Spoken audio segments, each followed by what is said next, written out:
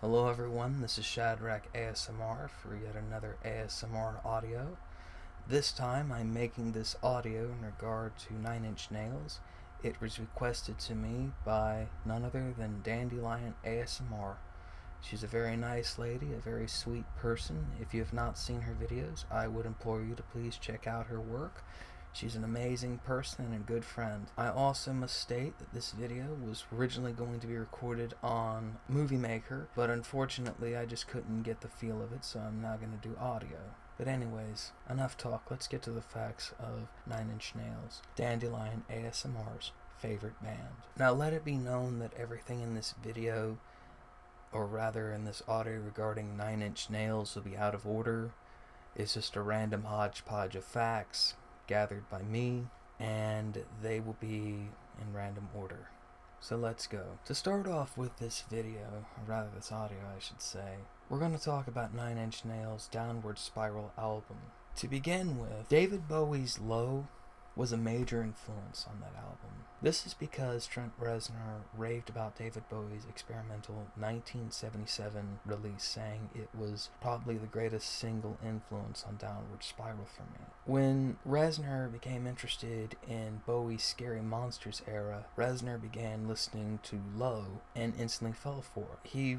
Reznor, that is, liked the album because on a songwriting level, a mood level, and a strong structured level. Let's just say Reznor fell in love with David Bowie's album and stated it was a major influence on the work of Reznor. Another interesting fact about the album Downward Spiral is that Trent Reznor and the rest of Nine Inch Nails recorded that album at the same place where the Manson murders took place. It was seen as both being dark humor and in poor taste. Let's just say that Sharon Tate's sister was not too happy with that. We'll learn about that more later. Another interesting fact about Trent Reznor is that he reportedly cried when he heard Johnny Cash's cover of Hurt, stating that tears started swelling up and I realized it wasn't really my song anymore. Reznor also went on the record to state, after he passed away, as in Johnny Cash, I remember feeling saddened, but being honored to have framed the end of his life in something that is very tasteful. Critics also blamed Nine Inch Nails for the Columbine shootings. In the daily planners left behind both Eric Harris and Dylan Klebold, there are much in the way of songs about Nine Inch Nails, such as Piggy, Something I Can Never Have, Hurt, Closer, The Perfect Drug, Downward Spiral, and Happiness and Slavery.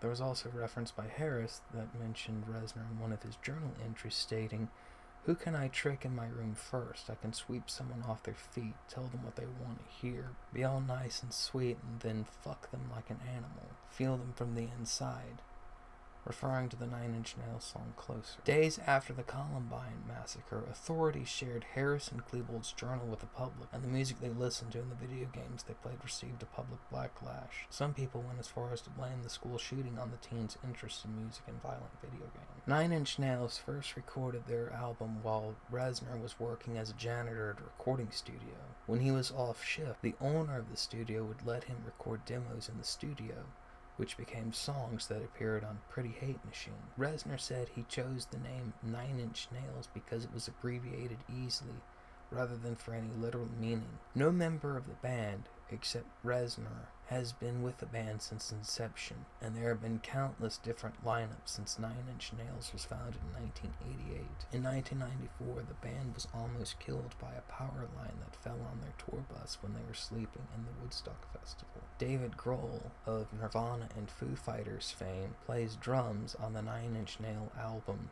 With Teeth. Reznor reportedly made a cameo in a Michael J. Fox movie called Light of Day in 1987. In 2002, Trent Reznor was on The Price is Right with his grandfather. Marilyn Manson reportedly was found by Trent Reznor in 1994, and he sings backup vocals on the Nine Inch Nails track called Gave Up.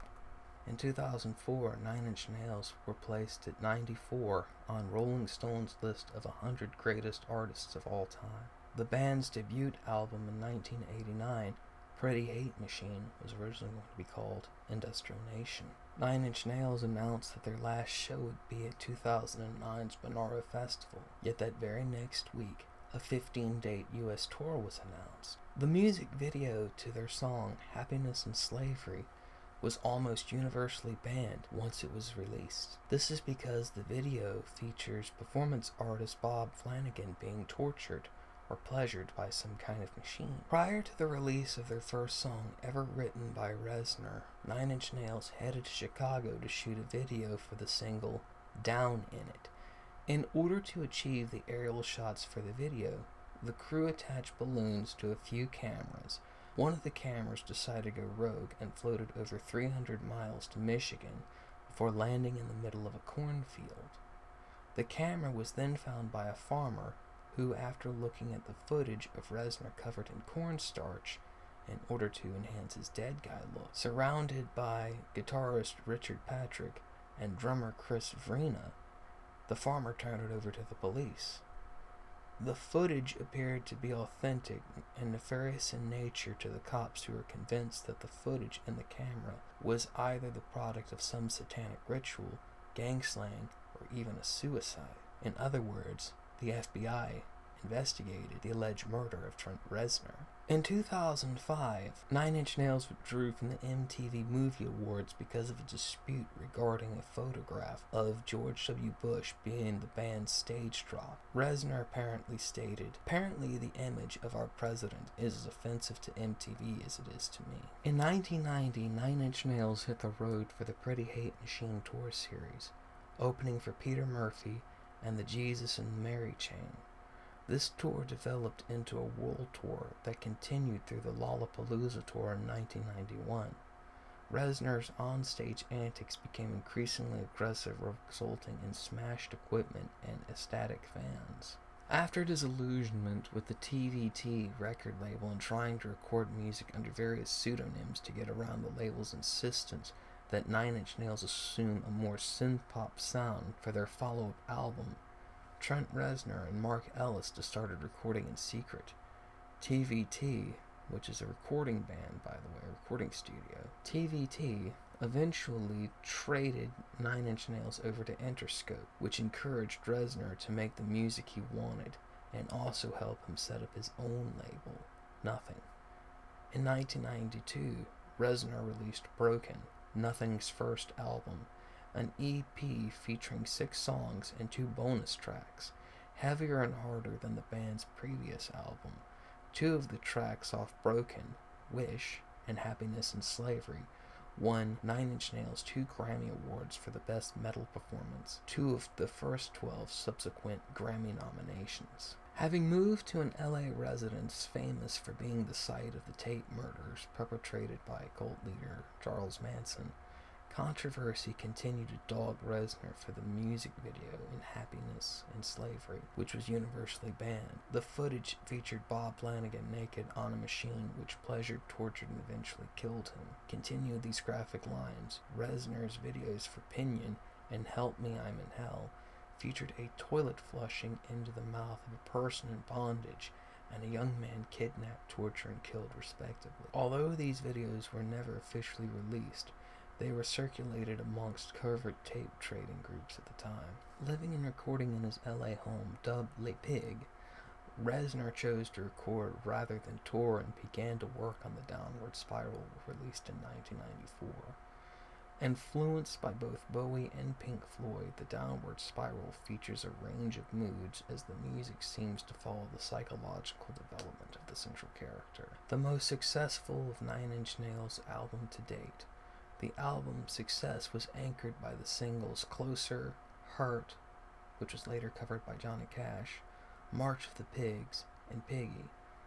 The video for Closer, directed by Mark Romanek, received heavy rotation on MTV2 after extensive editing. The original considered too graphic once again for most watchers. The video is an industrial take on the lab of a 19th century mad scientist, complete with animal cruelty, religious symbols, including a monkey suffering crucifixion, graphic sexual images, and a variety of S&M bondage paraphernalia. Reznor himself dons an S&M mask while swinging in shackles, which only added to the controversial content. Reznor embarked on the self-destruct tour, accumulating in a mud-drenched Woodstock 1994 performance. The Downward Spiral album and tour garnered Nine Inch Nails both critical acclaim and a horde of new fans, catapulting the relative unknown industrial act into the mainstream. Charts were significant but censored. Radio play. After the tour, Reznor took a break from Nine Inch Nails, working on several soundtrack projects. Reznor produced the soundtrack for Natural Born Killers, directed by Oliver Stone, developed the music and sound effects for the first-person shooter game Quake, and produced soundtrack for David Lynch's Lost Highway. The soundtrack for Lost Highway spawned a single release of The Perfect Drug. The video, once again directed by Romanek, features a father mourning his dead son in a gothic mansion while losing himself to abstinence addiction, perhaps prophetic of Reznor's later battles with alcoholism and drug addiction. In 2005, Nine Inch Nails released their long-overdue fourth full-length album, With Teeth, written in the shadow of Reznor's battle with alcoholism and substance abuse. Singles include The Hand That Feeds and Every Day Is Exactly the Same, but the album was generally slammed by critics for being unoriginal and lacking in signature Reznor creativity. In 2007, Nine Inch Nails followed up the mediocre success of With Teeth with their 2007 offering, Year Zero, a concept article critical of the U.S. government's approach to politics. The album's story is set in 2022 in an America raged by terrorism, now operating under a Christian theocracy while distributing a drug designed to make masses apathetic. Rebel movements from the 2022 travel back in time to warn 2007 Americans of the coming apocalypse. This album was met with critical acclaim, but failed to perform in the charts. Although Reznor planned to create a movie adaptation of the album, that idea has been since superseded by HBO and BBC interest in developing a miniseries for television. In 2008, Reznor released two albums, Ghosts 1 through 4 and The Slip, under Creative Commons license, making them available for free download on Nine Inch Nails' official website. The albums were surprisingly popular, receiving over 5 million downloads. Since 2009, Reznor has officially put Nine Inch Nails on indefinite hiatus while working on side projects, including How to Destroy Angels with his wife Marquine Mandig and Atticus Ross. Reznor and Ross worked together on the soundtrack for the film The Social Network, winning a Golden Globe and an Academy Award for the Best Original Score in 2010. Reznor and Ross again collaborated on the score for the 2011 film The Girl with the Dragon Tattoo. Reznor married Marquine Mandig on October 2009. They have two sons, Lazarus Echo, born October 10, 2010, and Balthazar, born December 31st, 2011. Reznor settled on the boys' names ahead of their births, but admitted to Scotland's The Daily Record that he would have had a battle on his hands with his in-laws if he had a daughter. With those names, the boys are going to have to learn how to fight, he laughed. The in-laws are fine with it. The children are going to be stuck up with those names regardless. 2009, for privacy was a major concern to most users, Trent Reznor released a Nine Inch Nails iPhone app with an innovative feature, Nearby, which let fans find other fans using the app in their area. The app didn't work really well and never caught on. Stabbing Westward frontman Christopher Hall credits Nine Inch Nails for getting his band and other industrial acts signed to major labels.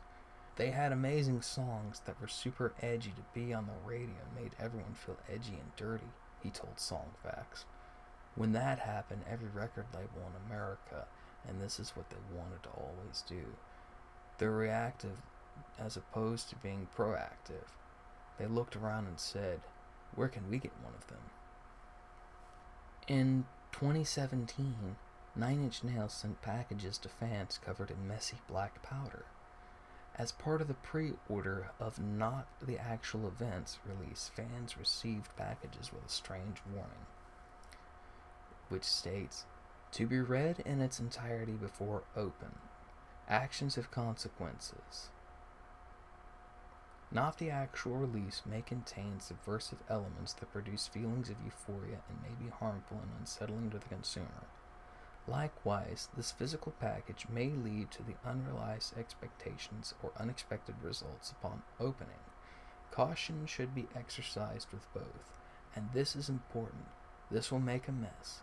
By opening this envelope in any way, you assume all risks to your person and property and waive any claim against the Null Corporation and any of its subsidiaries or affiliated entitlements to any and all damage or harm you occurred. When the package was opened, it contained photos and postcards covered in black soot-like powder. It may have just been the toner changing that day in the Nine Inch Nails copy center. In 1991, Nine Inch Nails toured with Guns N' Roses and described them as the worst performances we ever played in front of and the most hostile, moronic audiences I've ever experienced. To promote the 1992 album Broken, Reznor worked with Pete Christopherson to create a short film of the same name that featured songs from the album. The 20-minute film is considered a horror musical and was made in a snuff-style film. The beginning of the video starts with an execution via hanging. The movie was never released due to the graphic subject matter, but it leaked and became popular in the VH tape days. On the VHS tape trading days. In December of 2006, the film leaked on the Pirate Bay website, with many assuming Reznor was responsible for putting the film online. In 2013, the movie was uploaded onto Vimeo and posted on the official Tumblr page for Nine Inch Nails. Vimeo promptly removed the videos, citing a terms of service violation. This pushed the film back into the underground until 2016, when it was uploaded to archive.org under fair use laws. In 1995, former Senator Bob Dole and former Secretary of Pennsylvania and civil rights activist Cynthia Dolores Tucker went to the annual Time Warner shareholders meeting in New York to air their grievances. The social conservatives took issue with specific bands that had signed with Warner Music. During the meeting, Tucker demanded Michael Fuchs, head of the Warner Music Group, read the label aloud to the Nine Inch Nails song, Big Man with a Gun. Pretty interesting facts of this band, Nine Inch Nails. I will admit, although they were not read in any particular order, they're a hodgepodge of fans. But if you have not listened to some of their music, I would suggest you do that. And in closing, I just want to give a shout out to my friend Dandelion ASMR. I think you're pretty awesome, and you're very sweet.